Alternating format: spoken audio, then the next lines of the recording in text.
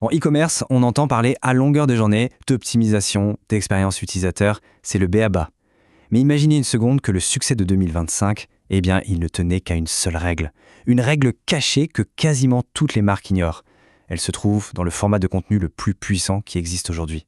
Alors on va décortiquer ensemble ce détail qui, croyez-moi, change complètement la donne. Pour commencer, regardez bien ce chiffre. 175,3 milliards d'euros. C'est énorme. C'est ce que représente le marché du e-commerce en France, juste pour 2024, d'après les derniers chiffres de la FEVAD. L'opportunité est gigantesque, évidemment, mais ça veut aussi dire que la concurrence est féroce. Tout le monde veut sa part du gâteau et il faut se battre pour l'avoir. Du coup, la vraie question, ce n'est plus est-ce qu'il faut être en ligne, ça c'est réglé. La question c'est comment on fait pour s'en sortir. Comment on arrive à se démarquer alors que des milliers d'autres sites visent exactement les mêmes personnes. Eh bien la réponse, elle est dans une stratégie que tout le monde pense connaître sur le bout des doigts, mais que presque tout le monde utilise de travers. On arrive donc au cœur du sujet, le paradoxe de la vidéo. C'est cet outil que tout le monde utilise, mais que presque personne ne maîtrise vraiment. Et oui, l'outil en question, c'est la vidéo. Aujourd'hui, c'est juste impensable de faire du marketing sans vidéo. C'est le format roi, c'est clair. Pour engager, pour expliquer, pour vendre, il n'y a pas mieux. Sauf qu'il y a un hic, un vrai paradoxe. Tout le monde en fait, mais quasiment personne ne le fait bien. Et les chiffres sont là pour le prouver. Une étude de Wiseall nous dit que 89% des entreprises utilisent la vidéo dans leur marketing. 89%. Ce n'est plus une petite tendance, c'est la norme absolue. Mais c'est justement parce que tout le monde en fait qu'on ne voit plus l'erreur monumentale qui se cache juste derrière.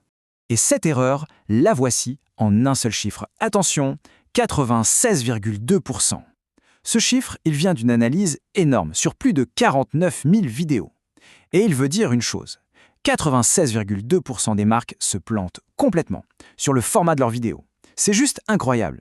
Elles mettent du temps, de l'argent, de l'énergie dans un outil pour au final l'utiliser de la mauvaise façon. C'est comme jeter une bonne partie de son investissement par la fenêtre.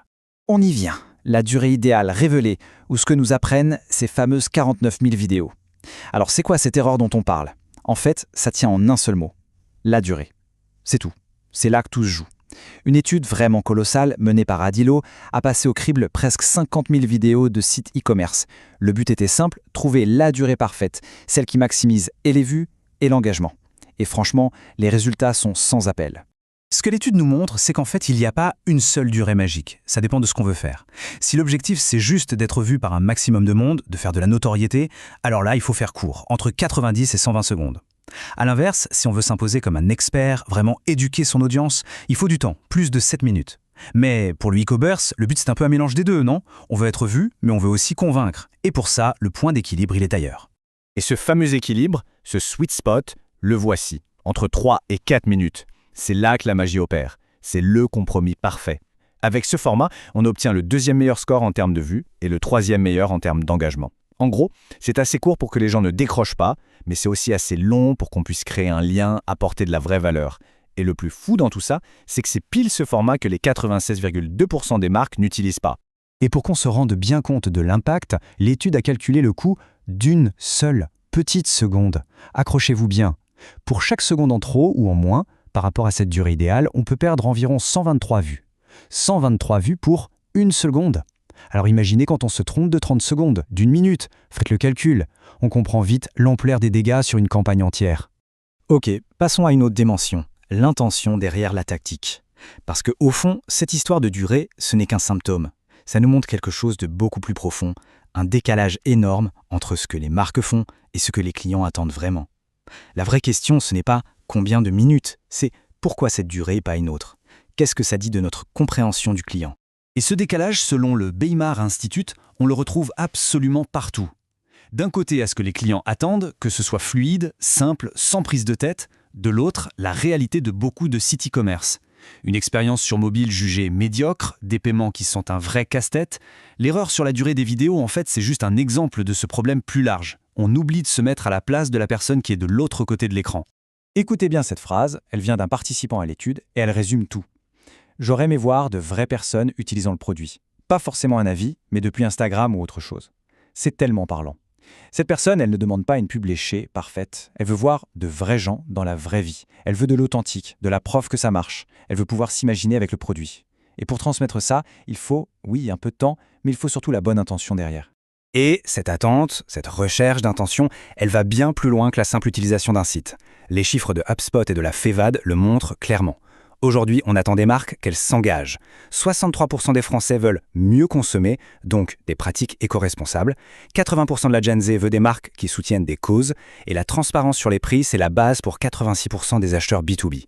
Au final, choisir la bonne durée pour sa vidéo, ce n'est pas juste une question technique. C'est comme être honnête sur ses prix ou choisir un emballage respectueux. C'est une marque de respect.